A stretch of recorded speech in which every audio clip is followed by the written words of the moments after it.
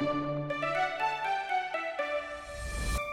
Biden administration has promised to reduce U.S. greenhouse gas emissions by 50 to 52% by year 2030 compared to 2005.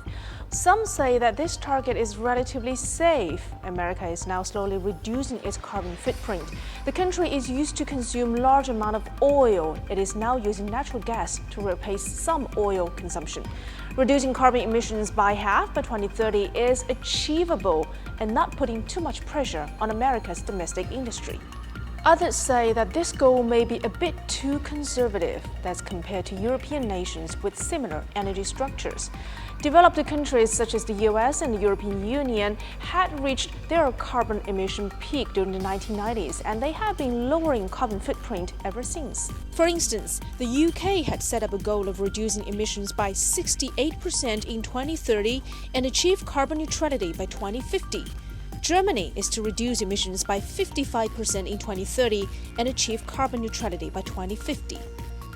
Breaking down the energy structure, natural gas, coal, and oil accounts for about 80% of energy consumption in the United States. Germany and the United Kingdom, they're slightly less than that. But since most of Europe relies on natural gas from Russia, so energy security has remained a top concern. Hence, the emission reduction targets there are clearer and more solid.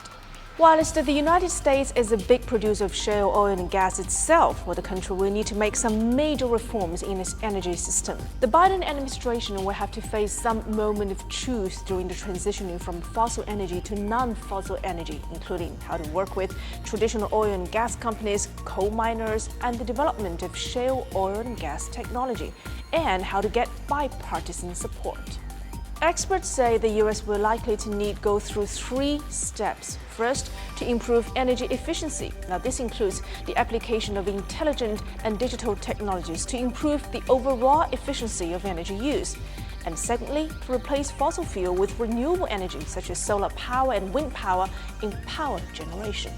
Then comes the use of renewable energy in heating, electrification in transportation, the deployment of carbon capture and storage technologies, and measures such as afforestation and vegetation restoration. According to the analysis of Climate Action Tracker, if the U.S. wants to achieve carbon neutrality by 2050, then the country must control 57 to 63% of emissions within the next 10 years.